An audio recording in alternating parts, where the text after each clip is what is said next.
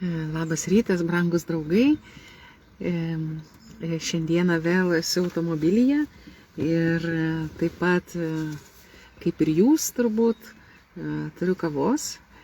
Ir šiandien yra nuostabus šeštadienio rytas, kuomet tikrai galime grožėtis gamta ir taip pat sekminių išvakarės.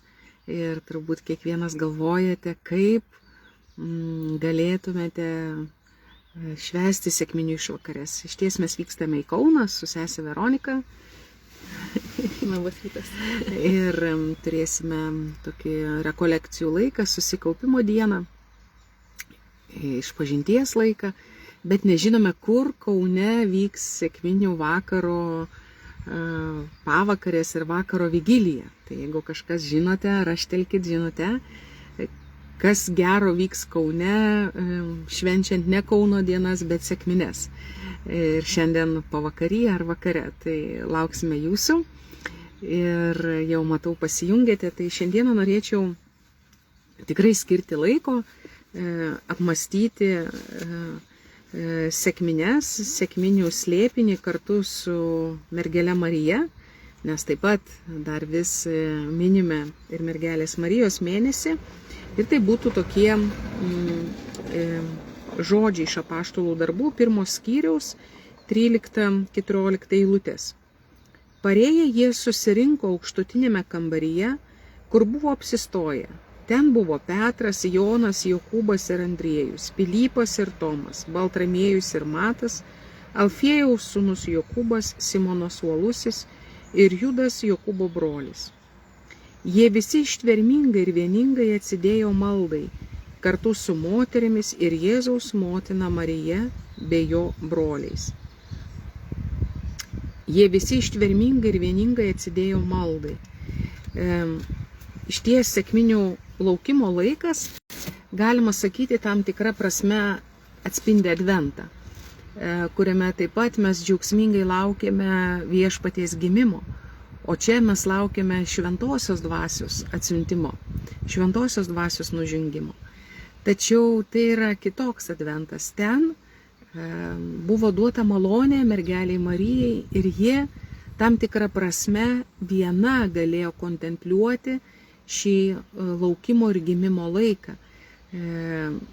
Šventoji dvasia nužengs ant tavęs ir aukščiausio galybė pridengs tave savo šešėliu. Taigi, per pirmąjį adventą mergelė yra vienintelė, kuri išgyvena pažadą. Tęsime jos įsčiose. O dabar ji nėra toji vienintelė. Ji yra kartu su apaštalais ir kitomis moterimis. Tai yra bendruomenė.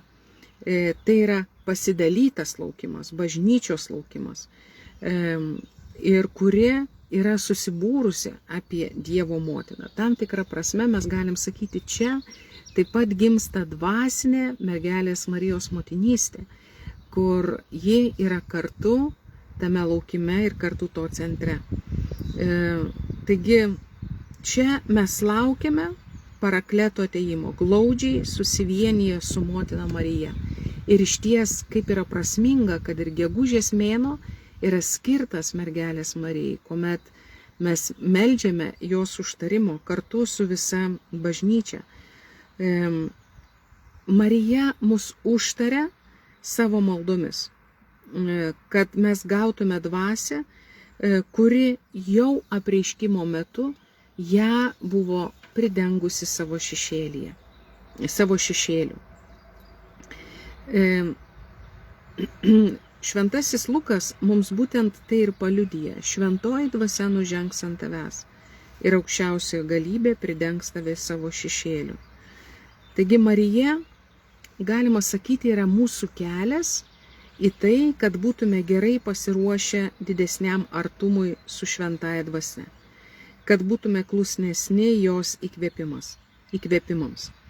Ir mes matome, jog apaštalai tai suprato, ar ne, kartu su Marija vakarienės menėje.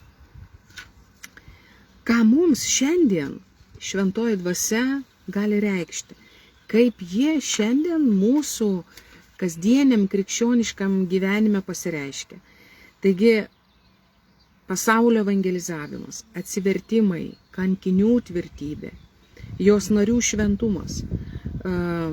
Ir šventasis Augustinas sako, kuo siela yra žmogaus kūnui, tuo šventoji dvasia yra Jėzaus Kristaus kūnui, kurie yra bažnyčia. Taigi bažnyčioje šventoji dvasia atlieka tai, ką kūno norise atlieka siela.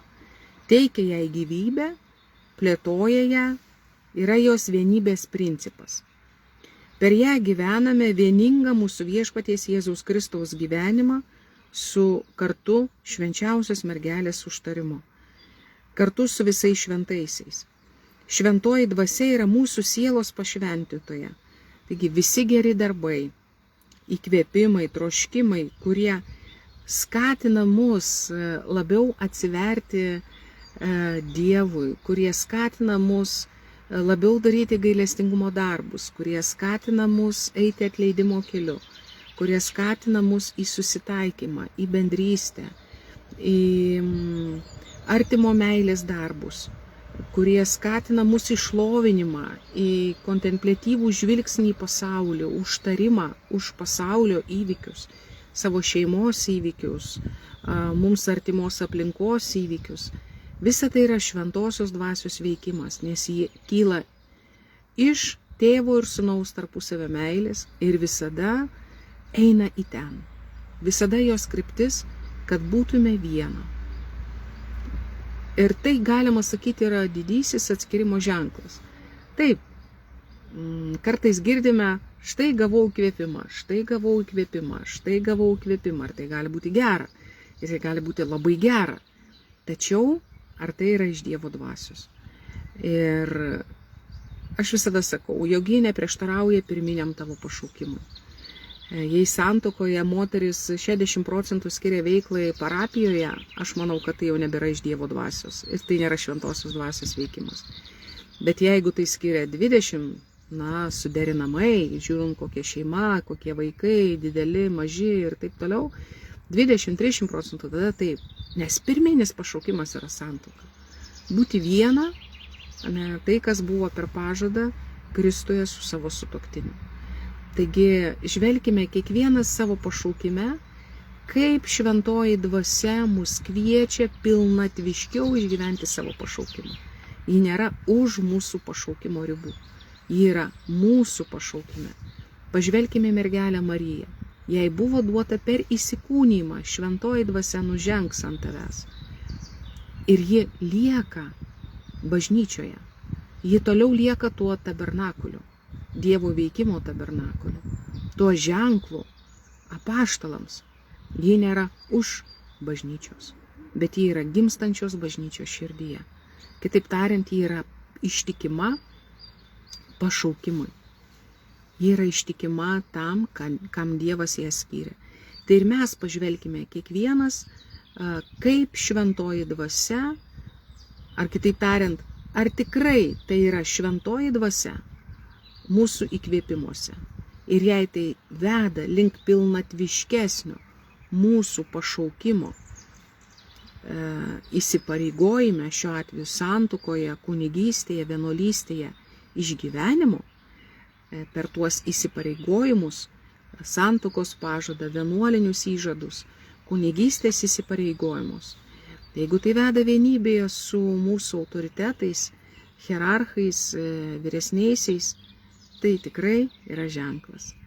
Tai būkite visi pasveikinti, linkiu jums šeštadienio rytą, galbūt esate jau soduose, sodybose, ar dar lovoje su skania kava, tai išsiropšti, tikrai įkvėpti gaivaus šeštadienio oro ir pagalvokite, o kur jūs šiandieną švęsite sekminių vigiliją išvakarės, kaip jūs lauksite.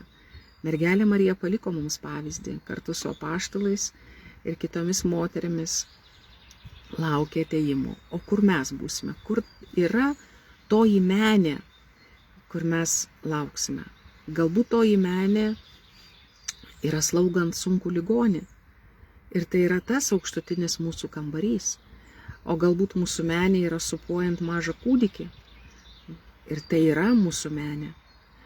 o galbūt tai yra tam tikri įsipareigojimai šeimoje, kur mes turime likti tą vakarą galbūt su šeima, nes ir taip plakstome ir bėgiojame po įvairias bažnyčias ir parapijas. Ir tai bus mūsų menė. Svarbiausia, skaitykime ženklus, kad būtume viena su Viešpačiu per šventąją dvasią, kuri yra skatintoje, judintoje, vedanti ištikimybės keliu su Viešpačiu ir su tėvu.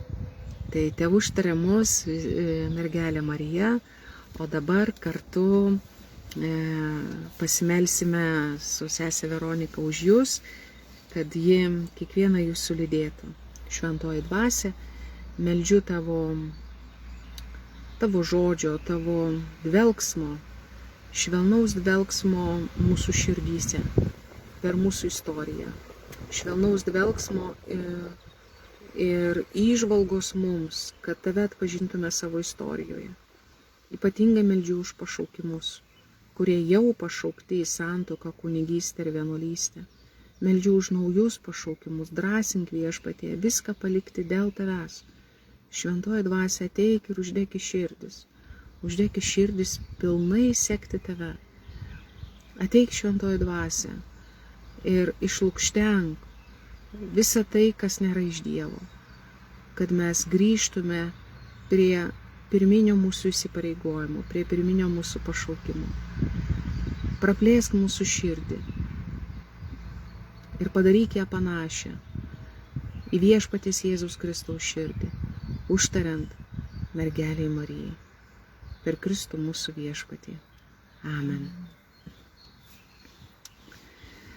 Tai lauksime jūsų žinių, kur šiandieną Kaune, galbūt kokią 6 ar 7 vakaro, vyks sekminių išvakarės ir galbūt mes ten kažkiek trumpai sudalyvausime. Tai visiems jums sveikinimai ir skanios kavos. Gražių sekminių.